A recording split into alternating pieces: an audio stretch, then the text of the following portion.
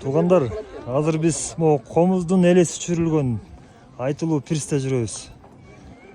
Мына ушул пирс канчалаган талаш тартышка жем таштаганда азыр могу эс алуучулардан ой пикирлерин билип көрөлүчү. Саламатсызбы жаке?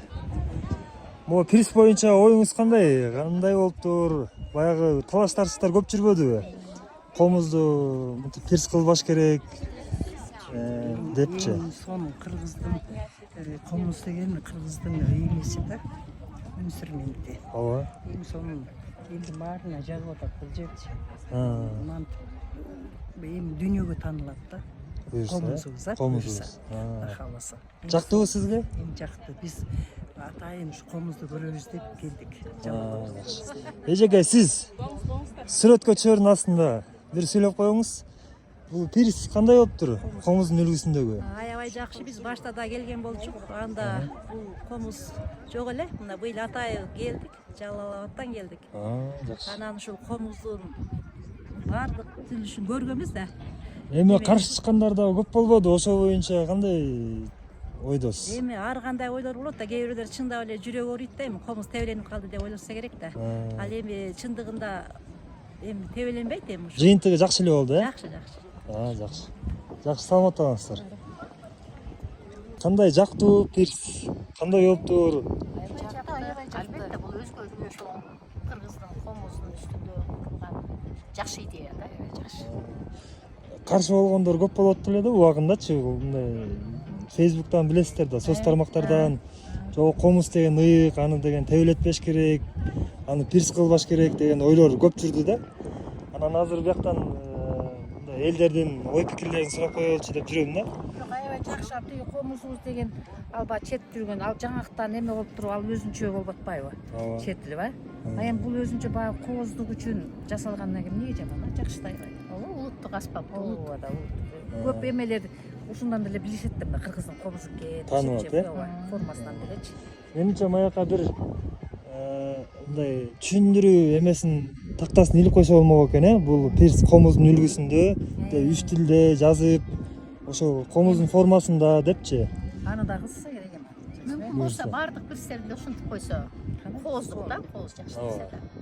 Жөн эле түп-түз кылып койбой, Жакшы. Эс алып кентип отурганга да жакшы. Эң жакшы идея. Көлдүн ортосуна келип алып отурган. Жакшы эжеке, саламаттуу болуңуздар. Рахмат, жакшы.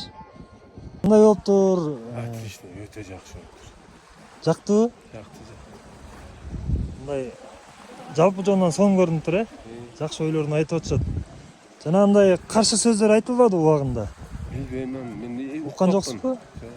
Ушул комузду көрөйүн деп келдиңизби атайын? Ошого келдик да. Каяктан келдиңиз? Оштон. Оштон келдиңиздер, жакшы.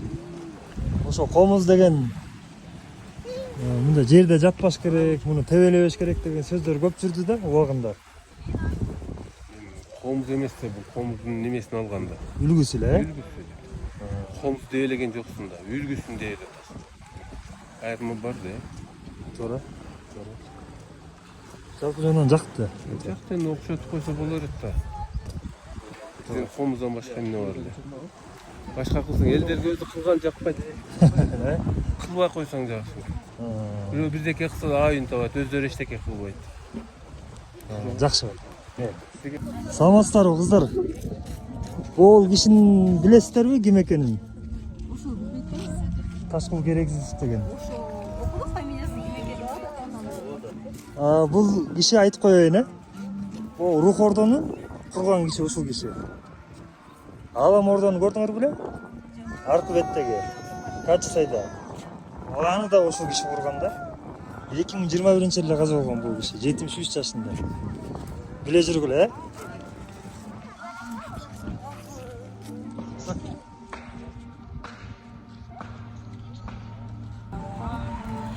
Саламатсыздарбы эжекелер?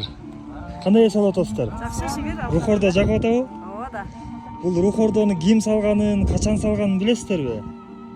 Комузду билебиз, анан Рухордону. Тиги комузга атайын келе атасыздарбы? Көрдүңүздөрбү, көрө элексиздерби? Көрдүк. Жактыбы? Сонун экен, жакты. Жактыбы? Эмнеси менен жакты? Эми ал деле кыргыздын бир ыйык эмеси да, комузду тааныш керек да элдин баарыбыз. Ошо ыйык деп атпайсызбы? Мындай ыйык ал жерде мынтип тебеленип жатпаш керек, адамдар тебелебеш керек деген да пикирлер болду да. Буга кандай карайсыз? Комузду тебелеп аткан жок да, бул комуздун эле сүрөтү да бул. Комуз деген башка комуз. Мун менен эч ким ойноп аткан жок да тура. Бул просто комузга окшогон эме. Пирс, Пирс. Комузга окшогон. Аны эме кылбаш керек, ушу кыргыздар ушул эмеден чыгышыбыз керек да. Өздөрү эчтеке жасабайт, жасагандарды критикалай беришет да. Биз эң жаман сапатыбыз ушул биздинчи.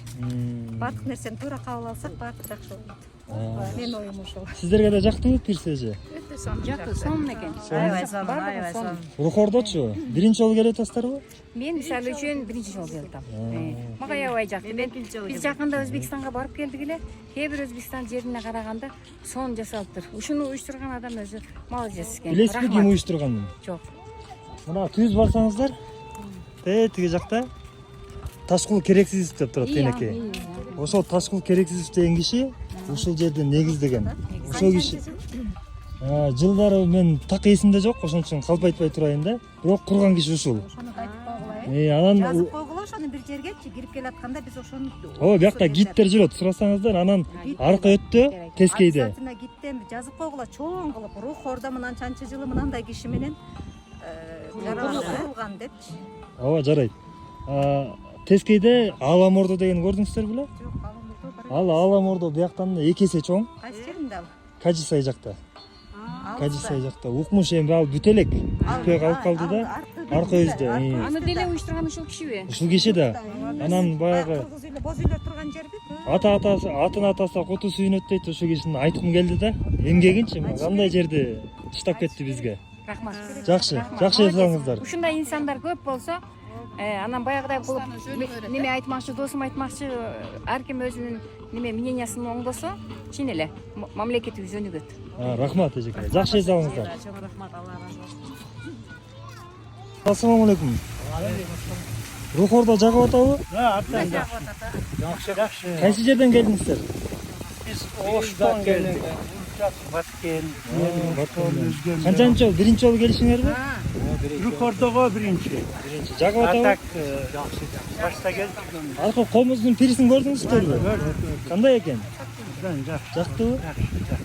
Комузду тебелесе болбойт деген пикирлер көп болду да, ошол боюнча кандай жооп берет элеңиз? Эми ал жерде менимче мынау жашаган туура эле.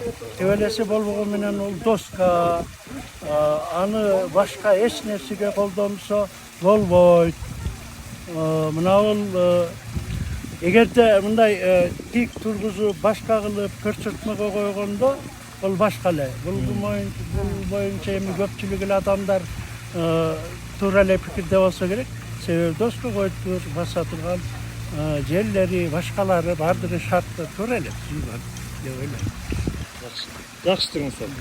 Сен кайсы Ушул Рухордо боюнча маалыматтарды айтып берип койсоң?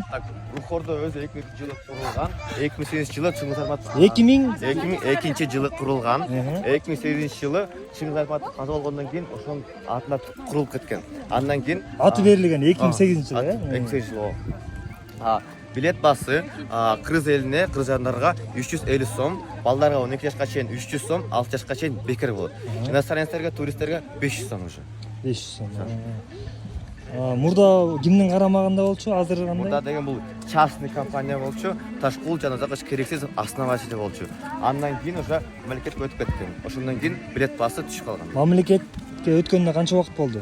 Анча деле көп болгон жок. Ошондуктан азыр бизде реконструкция жүрүп атат. Реконструкция жүрүп атат, Ошо жылдын башында эле. Ошо мамлекеттин карамагына өткөндөн кийин тиги пирс курулуп атат да. Ошол. Ал деген президент инициативасы болгондуктан ошол бизде комуз пирси курулган. Президент өзү мындай инициатор болгон да. Биякта гидтер ар бирине айтып бербейби? Гид жалдаш үчүн акча төлөш керек. Жок, андай эмес, бекер эле болот. Бизде атайын график бар. Меники мисалы үчүн 10-да башталат, андан кийин 11:30, андан кийин 3-тө. Графикти күтүш керек турбайбы? График күтүп барыш керек. Жакшы, жакшы. 2002-жылы негизделген, 20 жылын ашып калды уже. 22 жыл болду. Жакшы.